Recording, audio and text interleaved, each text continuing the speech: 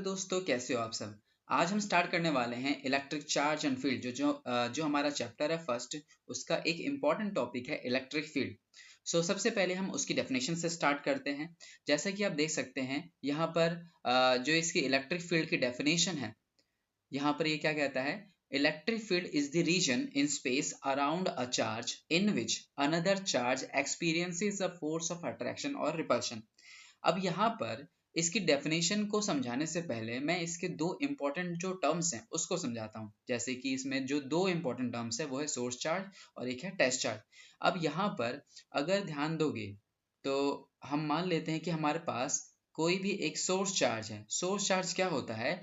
जिसके फील्ड को हम स्टडी करने वाले हैं, जिसकी फील्ड की स्ट्रेंथ को हम जानने वाले हैं, है ना, जिसको हम मेजर करने वाले हैं, तो उस चार्ज को हम बोलते हैं सोर्स चार्ज। ठीक है। और जो इस सोर्स चार्ज के फील्ड को, इलेक्ट्रिक फील्ड की स्ट्रेंथ को डिटेक्ट करता है चेक करता है ना, या मेजर करता है, उसके लिए हम यूज करते हैं एक टेस्ट चार्ज। अब वो जो टेस्ट चार्ज होता है, उसका जो मैग्नीट्यूड होता है वो सोर्स चार्ज से क्या होता है, जनरली कम होता है। और उसकी फील्ड की स्ट्रेंथ को क्या करता है, मेजर करके बताता है, डिटेक्ट करता है। ठीक है। तो यहाँ पर सबसे पहले हम बात करें जो डेफिनेशन है सोर्स चार्ज की, वो क्या है। The charge that produces the electric field, यानी एक ऐसा चार्ज जो कि इलेक्ट्रिक फील्ड को प्रोड्यूस करता है, उसको हम क्या बोलते हैं यहाँ पर, सोर्स चार्ज।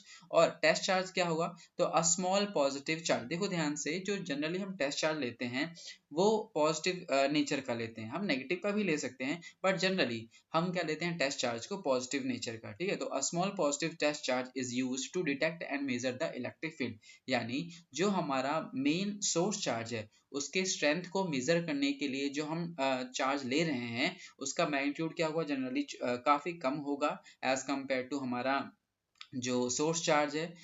और जो नेचर है उसका वो पॉजिटिव नेचर का हुआ जनरली। अब मैग्नीट्यूड उसका कम क्यों लेते हैं? अगर मान लो हमने टेस्ट चार्ज को ही इससे ज्यादा मैग्नीट्यूड या इसके कंपेरेबल मैग्नीट्यूड का ले लिया, तो हो सकता है वो टेस्ट चार्ज इसी को रिपेल कर दे, है ना, या अट्रैक्ट कर ले। तो यहाँ पर टेस्ट चार्ज की वजह से इस पर ही एक चेंज हमें देखने को मिल सकता है। इसीलिए हम क्या करते हैं, टेस्ट चार्ज को जनरली स्मॉल इन मैग्नीट्यूड लेते हैं और पॉजिटिव नेचर का लेते हैं। तो समझ आ गया कि सोर्स चार्ज क्या होता है। सोर्स चार्ज वो होता है जिसके फील्ड को हम स्टडी करने वाले हैं, जिसकी फील्ड की स्ट्रेंथ को हम स्टडी करने वाले हैं, वो हमारा क्या है, सोर्स चार्ज है। और टेस्ट चार्ज क्या होगा, तो टेस्ट चार्ज एक ऐसा चार्ज है जो कि उस फील्ड की, उस सोर्स चार्ज की फील्ड की या स्ट्रेंथ को मेजर करने का काम करेगा। ओके। तो अब यहाँ पर वापिस से हम आते हैं, इलेक्ट्रिक फील्ड है क्या। तो इलेक्ट्रिक फील्ड बेसिकली उस सोर्स चार्ज के अराउंड एक ऐसा स्पेस होता है, एक ऐसी जगह होती है, एक ऐसा रीजन होता है जिसके अंदर test charge force of attraction या फोर्स ऑफ रिपल्शन को एक्सपीरियंस करता है। जैसे ये जो हमारे पास सोर्स चार्ज है, अब ये हमने पॉजिटिव नेचर का लिया है। अब यहाँ पर अगर हम ध्यान दें तो मान लेते हैं कि कुछ रीजन में ये हमारे पास इस सोर्स चार्ज के चारों तरफ क्या है, एक ऐसा रीजन है जिस रीजन में, यानी इस पूरे घेरे में, इस जगह में अगर कोई दूसरा टेस्ट चार्ज आता है, मान लिया हमारे पास कोई दूसरा जो टेस्ट चार्ज है वो हमारे पास क्या है यहाँ पर, क्यू नॉट। अगर हम इस क्यू नॉट को इस रीजन में भेजेंगे तो यहाँ पर हमारा सोर्स चार्ज भी पॉजिटिव का है, ये भी पॉजिटिव का है, तो ये क्या करेगा, यहाँ पर इसको एक रिपल्सिव फोर्स एक्सपीरियंस होगा, ये बाहर की तरफ क्या करेगा, जाने की कोशिश करेगा। ठीक है। अगर मान लो ये नेगेटिव नेचर का हो तो ये इससे अट्रैक्ट होता। तो यहाँ पर क्या है कि जो हमारा ये सोर्स चार्ज है, ठीक है, और ये जो टेस्ट चार्ज है, इनके बीच में हमें एक टाइप का फोर्स, या फोर्स ऑफ अट्रैक्शन हो सकता है या फोर्स ऑफ रिपल्शन हो सकता है। अगर दोनों ही पॉजिटिव नेचर के हैं तो फोर्स ऑफ रिपल्शन हमें देखने को मिलता है। तो यहाँ पर जो हमारे पास मेन टॉपिक था इलेक्ट्रिक फील्ड, इलेक्ट्रिक फील्ड है क्या। Electric field is a space around a source charge in which force of attraction और repulsion is experienced by the test charge. Simply हम इसको ये बोलते हैं। अब यहाँ पर अगर ध्यान दोगे तो ये जो हमारे पास सोर्स चार्ज है, क्या इस सोर्स चार्ज के चारों तरफ, इस पॉइंट पर, इस पॉइंट पर, इस पॉइंट पर, किसी भी पॉइंट पर अगर हम बात करें, तो क्या उस सोर्स चार्ज की जो स्ट्रेंथ है, है ना, वो इक्वल है क्या, वो सेम है क्या। यानी यहाँ पर अगर हम मान लेते हैं कि हम टेस्ट चार्ज को रखते हैं तो इस चार्ज की वजह से उस पर एक फोर्स लगेगा। मान लिया यहाँ पर जो फोर्स लग रहा है वो लग रहा है उसके ऊपर कितने का, 2 न्यूटन का। एग्जाम्पल के लिए हम मान लेते हैं कि 2 न्यूटन का लग रहा है। अब उसी टेस्ट चार्ज को अगर उठा के यहाँ पे लेके आते हैं तो क्या होगा, कम फोर्स लगेगा कि ज्यादा फोर्स लगेगा। तो आंसर है ये इस पे ज्यादा फोर्स लगेगा क्योंकि इनके बीच का डिस्टेंस कम हो गया। यानी ये जो सोर्स चार्ज है उसको और तेजी से रिपेल करेगा, यानी यहाँ पर फोर्स जो है वो और अधिक लगेगा। तो वो क्या होगा, मान लेते हैं 5 न्यूटन का। इसको और थोड़ा क्लोज लेकर के आते हैं, मान लो यहाँ पे लेके आ गए तो वो फोर्स की वैल्यू और बढ़ जाएगी। यानी यहाँ पर इस पॉइंट पर हो सकता है कि उसके ऊपर 10 न्यूटन का फोर्स लगे, और क्लोजर लेके आओगे तो और ज्यादा फोर्स लगेगा।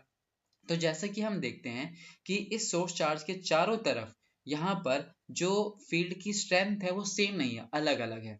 तो यहाँ पर इस सोर्स चार्ज के फील्ड की स्ट्रेंथ को मेजर कैसे करते हैं, तो इसको मेजर करने के लिए हमारे पास एक टर्म आता है जो कि इंपॉर्टेंट टर्म क्या है, इलेक्ट्रिक फील्ड इंटेंसिटी, जिसको हम ई से डिनोट करते हैं। अब यहाँ पे बहुत ही इंपॉर्टेंट चीज जो मैं बताने वाला हूँ कि इलेक्ट्रिक फील्ड को किसी चीज से डिनोट नहीं करते, लेकिन इलेक्ट्रिक फील्ड इंटेंसिटी किसे डिनोट करते हैं, ई से। तो हमारे जो बुक में ई लिखा हुआ होता है वो किसको इंडिकेट करता है, वो इलेक्ट्रिक फील्ड को नहीं बल्कि इलेक्ट्रिक फील्ड इंटेंसिटी को इंडिकेट करता है। तो इसीलिए ये ध्यान रखना, क्योंकि इलेक्ट्रिक फील्ड क्या था, इलेक्ट्रिक फील्ड एक स्पेस था, है ना, एक स्पेस था जिसके अंदर फोर्स ऑफ अट्रैक्शन है, फोर्स ऑफ रिपल्शन लग रहा था।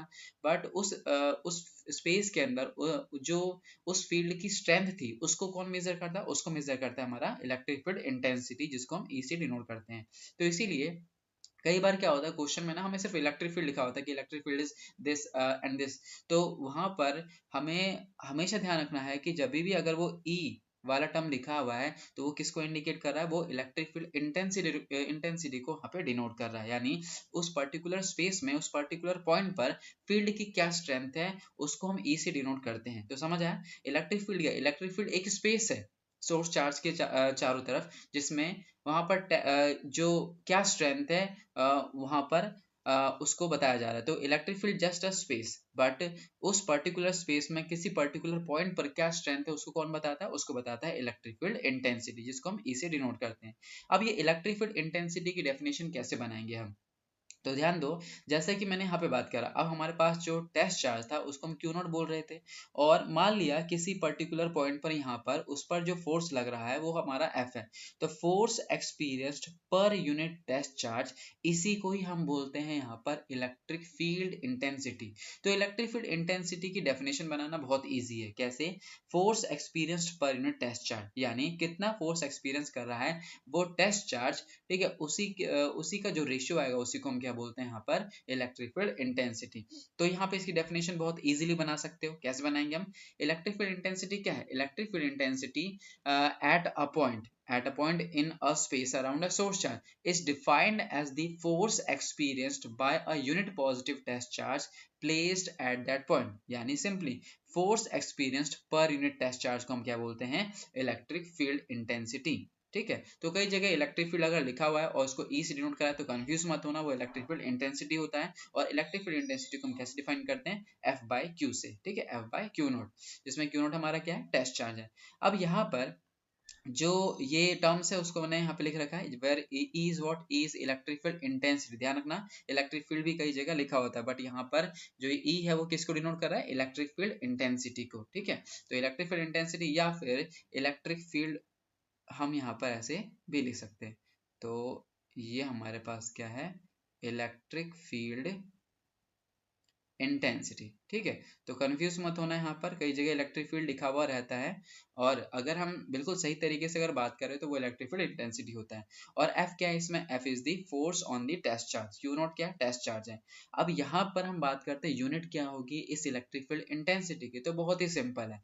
सबसे पहले हमें पता रहना चाहिए क्या कि फोर्स की जो यूनिट होती है वो क्या होती है। ठीक है, अब जैसे कि हम जानते हैं फोर्स के लिए फोर्स की यूनिट क्या होती है, न्यूटन होती है, और चार्ज के लिए क्या होती है, कूलम होती है। तो न्यूटन पर कूलम, तो यहाँ पर इलेक्ट्रिक फील्ड की यूनिट क्या होती है, न्यूटन पर कूलम। तो यहाँ पर देख सकते हो यूनिट इज न्यूटन पर कूलम। अब हम उसके बाद बात करते हैं डायमेंशनल फॉर्मूला। डायमेंशनल फॉर्मूला हम कैसे बना सकते हैं, तो अगर कभी भूल जाओ तो इसी फॉर्मूले की हेल्प से तुम डायमेंशनल फॉर्मूला भी निकाल सकते हो। ओके, तो यहाँ पर ये एक बहुत ही इंपॉर्टेंट फॉर्मूला है और इसी फॉर्मूले से हम डायमेंशन फॉर्मूला भी बनाने वाले हैं। वो कैसे? तो जैसा कि सबसे पहले बात करते हैं फोर्स। फोर्स का डायमेंशन फॉर्मूला क्या होता है? अब कई स्टूडेंट को फोर्स का डायमेंशन फॉर्मूला शायद याद ना हो, तो यहाँ पर क्या कहते हैं उसे बना भी सकते हो। कैसे बना सकते हैं? तो force is equal to mass into acceleration, और मास के लिए क्या यूज करते हैं हम? कैपिटल एम यूज करते हैं। एक्सेलरेशन के लिए क्या होता है? एल टी माइनस का 2। ठीक है, चाहो तो एक्सेलरेशन भी अगर कभी भूल जाओ तो उसको भी लिख सकते हो, वेलोसिटी अपॉन में टाइम, और वैसे करके बना सकते हो। हालांकि मैं तो सजेस्ट करूंगा कि इस फोर्स का डायमेंशन फॉर्मूला तो याद रखना ही रखना है, क्योंकि बहुत जगह काम आता है ये। ठीक है, तो फोर्स इज इक्वल टू क्या होता है? एम एल टी माइनस का 2। तो फोर्स का डायमेंशन फॉर्मूला क्या है? M L T minus 2।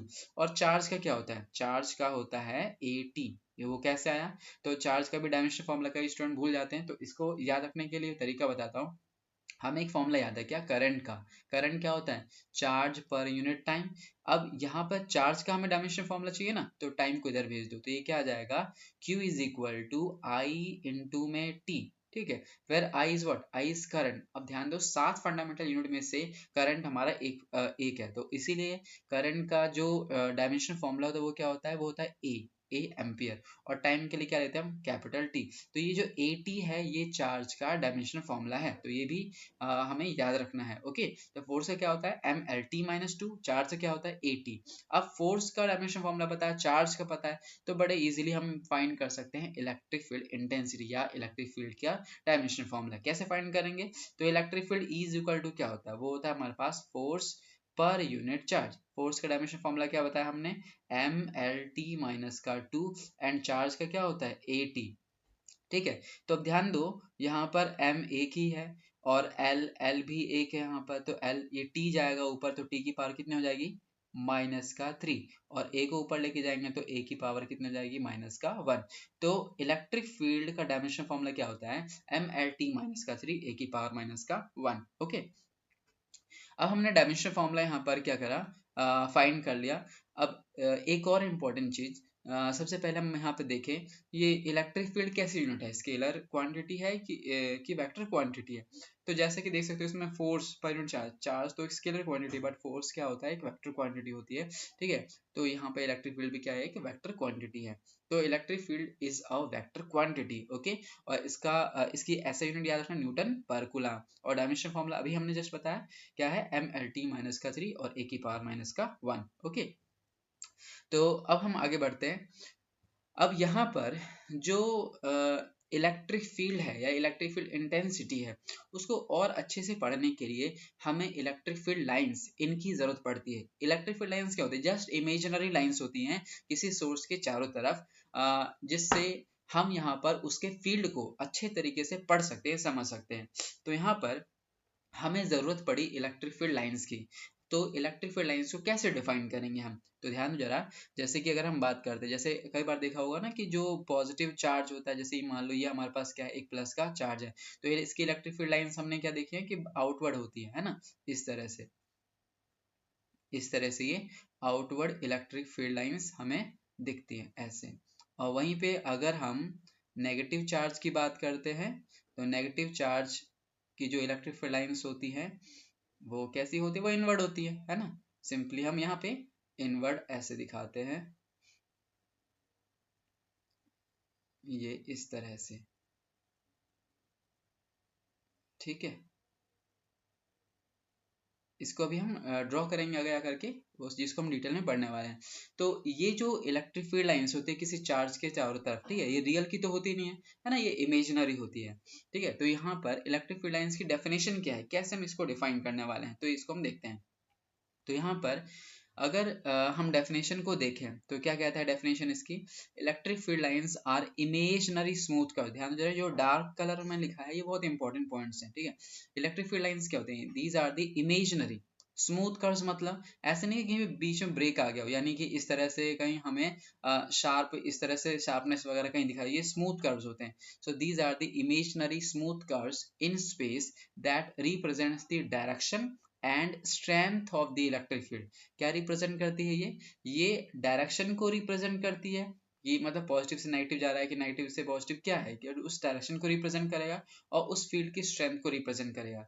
अब यहाँ पर मैं एक डाइपोल बना के दिखाओ। क्या होता है डाइपोल? ये डाइपोल को हम आगे पढ़ेंगे, जिसमें एक पॉजिटिव चार्ज और एक नेगेटिव चार्ज होता है, उसको हम डाइपोल बोलते हैं। तो ध्यान दो, अगर मान लिया कि ये हमारा पॉजिटिव चार्ज है और यहाँ पर एक नेगेटिव चार्ज है, तो इलेक्ट्रिक फील्ड लाइंस क्या होती हैं? पॉजिटिव से निकलती है, नेगेटिव पे जाती हैं, इस तरह से होती हैं, ठीक है। तो यहाँ पर इस तरह से हमने इलेक्ट्रिक फील्ड लाइंस को ऐसे रिप्रेजेंट करा है, ठीक है। देखो ऐसे, ये हमने इलेक्ट्रिक फील्ड लाइंस को रिप्रेजेंट करा है। कुछ यहाँ पर बाहर की तरफ निकलते हम ऐसे दिखाएंगे, इस तरह से। तो यहाँ से क्या हो रहा है? पॉजिटिव से आउटवर्ड की तरफ निकल रही हैं और नेगेटिव में एंटर कर रही हैं, ऐसे, ठीक है।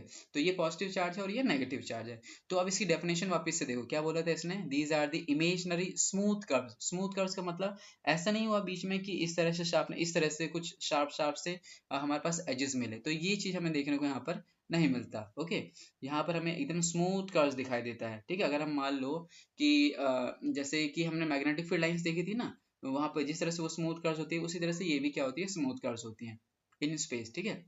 जो कि किसको बताती है? डायरेक्शन। कौन सी डायरेक्शन? कि इलेक्ट्रिक फील्ड लाइंस कहाँ से कहाँ जा रही है? इलेक्ट्रिक फील्ड लाइंस पॉजिटिव से स्टार्ट हुई, नेगेटिव पे खत्म हो गई, ठीक है। और यहाँ पे अगर मैं बात करूं कि मान लो इस पॉइंट पर और इस पॉइंट पर, इन दोनों पॉइंट में से मैं पूछ सकता हूँ कि किस पॉइंट पर ज्यादा इलेक्ट्रिक फील्ड की स्ट्रेंथ कहाँ पे होगी?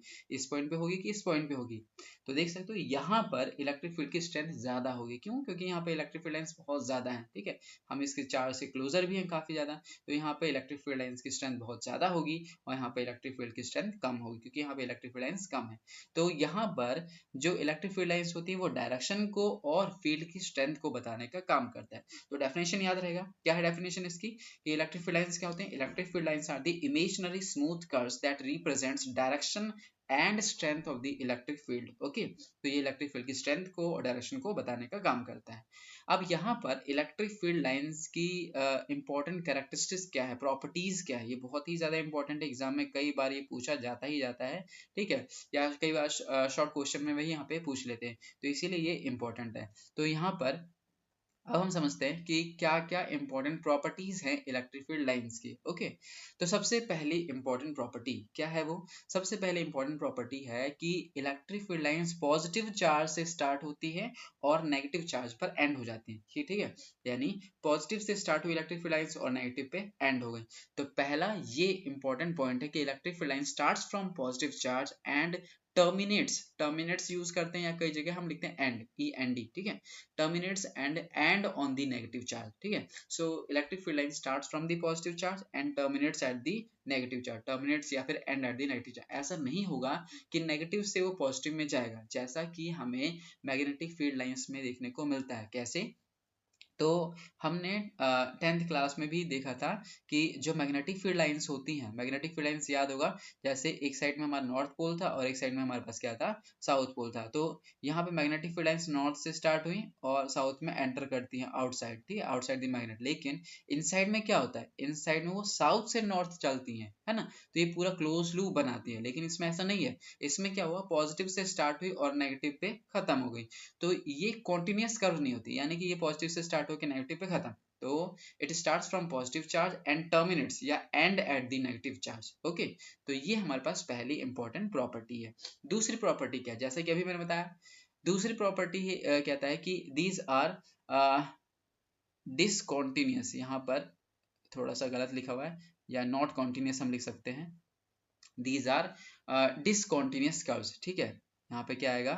Discontinuous curves, discontinuous curves. Discontinuous क्यों बोल रहे हैं हम यहाँ पर? देखो, पॉजिटिव से स्टार्ट हुई और नेगेटिव पे खत्म हो गई। क्या ये नेगेटिव से पॉजिटिव पे जा रही हैं? तो आंसर है नहीं जा रही हैं। तो इसीलिए हम इसको कॉन्टिन्यूस कर्व्स नहीं बोलते। क्या बोलते हैं इसको? Discontinuous curves. तो ध्यान में जा रहे हैं यहाँ पे पॉइंट, या these are not continuous curves. ये कॉन्टिन्यूस कर्व्स नहीं होती। कॉन्टिन्यूस कर्व्स कहाँ होती हैं?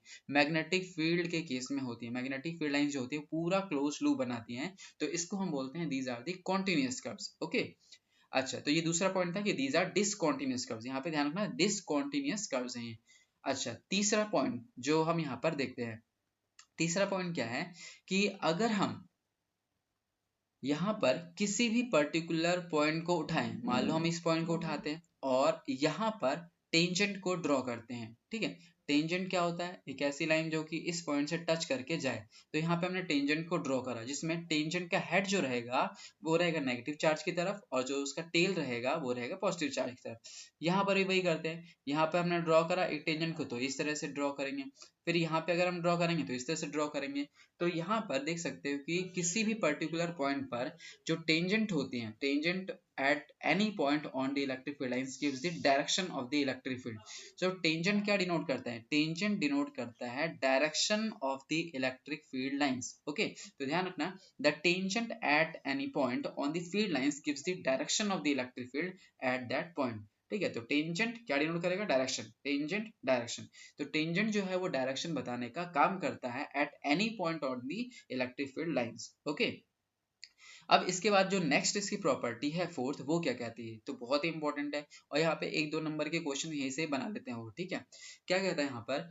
To electric field lines never cross each other. दो इलेक्ट्रिक फील्ड लाइंस क्या होती है? वो कभी भी एक दूसरे को काट नहीं सकती। ठीक है, अगर वो ऐसा करते हैं, if they do so then they would represent two directions. तो क्या करेंगे? वो दो डायरेक्शंस को शो करेंगी at that point which is not possible. ठीक है, तो ये डायरेक्ट कई बार क्वेश्चन आता है कि why two electric field lines never cross each other. So इसका आंसर क्या होगा? If they do so then they will represent two direction at that point which is not possible. Okay, so यहाँ पर जैसा कि देख सकते हो, इस वाले केस में क्या था कि ऐसा कभी नहीं हो सकता कि मान लो यहाँ से इलेक्ट्रिक फील्ड लाइन से ऐसे निकली और ऐसे क्रॉस करके ऐसे चले जाएंगी, तो यहाँ पे ये कट नहीं कर सकते। क्यों नहीं कट कर सकते?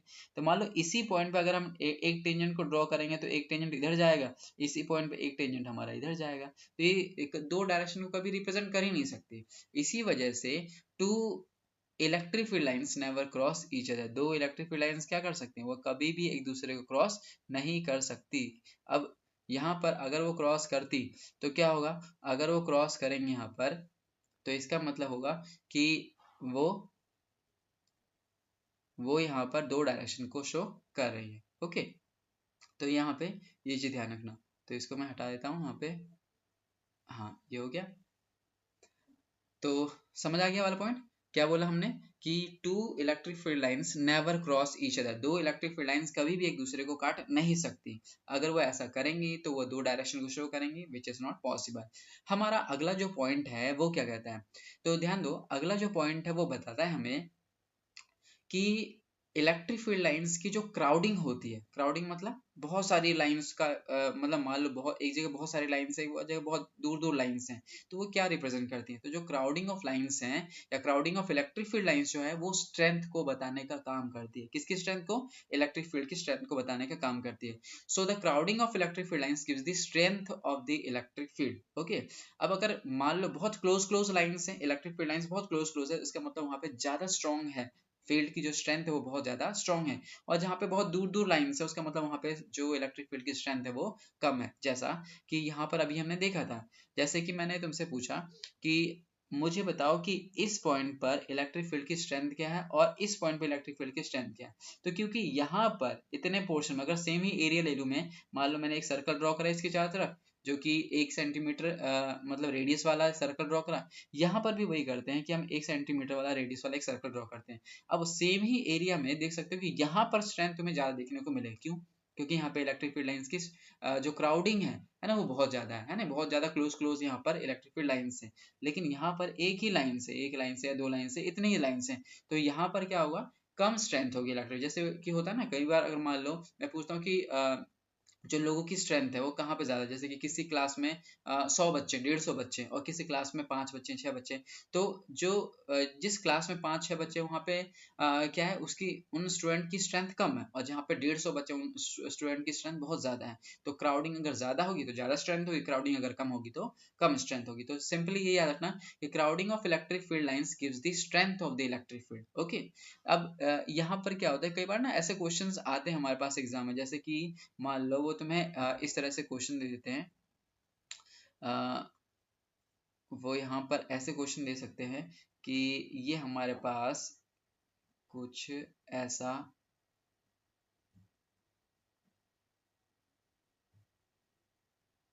ये इस तरह का बना देगा, ठीक है। और यहाँ पे पॉइंट ये ए है और यहाँ पर बी है पॉइंट और यहाँ पर सी है पॉइंट। और पूछ सकता है कि बताओ किस पॉइंट पर जो स्ट्रेंथ है वो ज़्यादा है या किस स्ट्रेंथ पे किस पॉइंट पे जो स्ट्रेंथ है वो इक्वल है और कहाँ पे कम है। तो जैसा कि देख सकते हो यहाँ पर जो क्राउडिंग ऑफ लाइन्स है, यहाँ पे जो क्राउडिंग ऑफ लाइन्स है वो सेम है।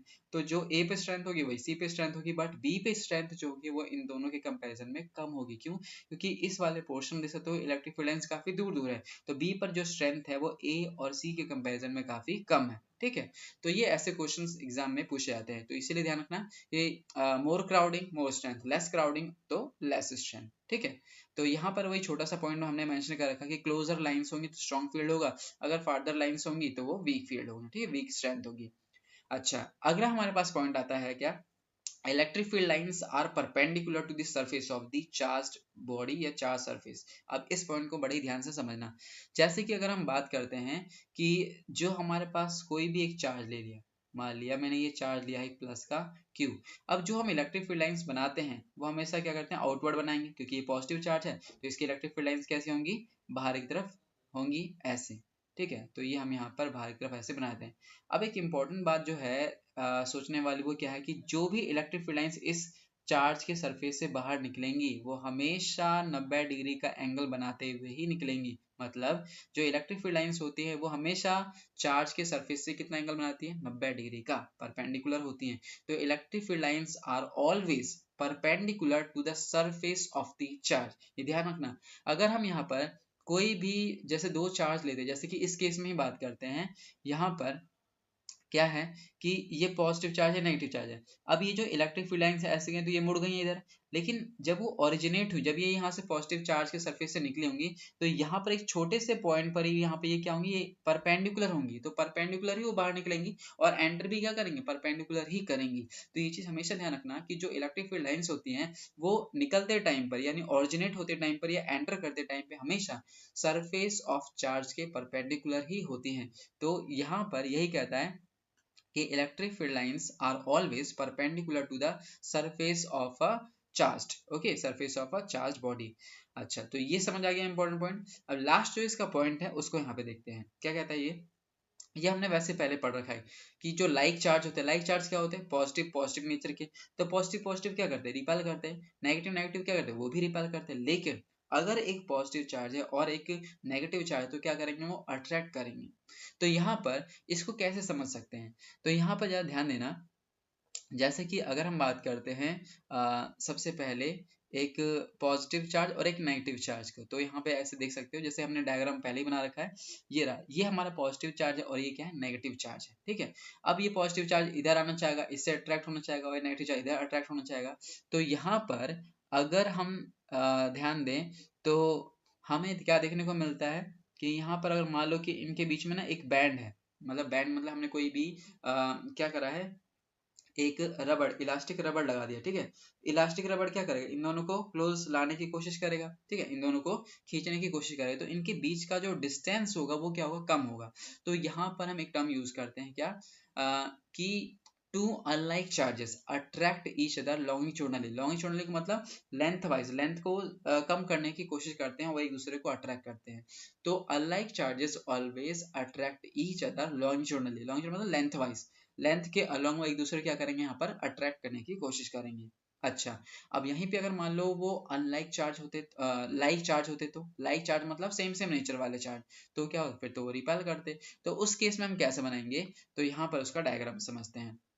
जैसे कि यहाँ पर देख सकते हो कि मान लेते हैं ये हमने क्या करा, एक पॉजिटिव चार्ज को ले लिया है, यहाँ पर भी क्या करेंगे, हम एक पॉजिटिव चार्ज को ले लेंगे। अब हमने एक इम्पॉर्टेंट रूल पढ़ा था यहाँ पे, जो प्रॉपर्टी पढ़ी थी कि कभी भी दो इलेक्ट्रिक फील्ड लाइंस आपस में एक दूसरे को कट नहीं कर सकते।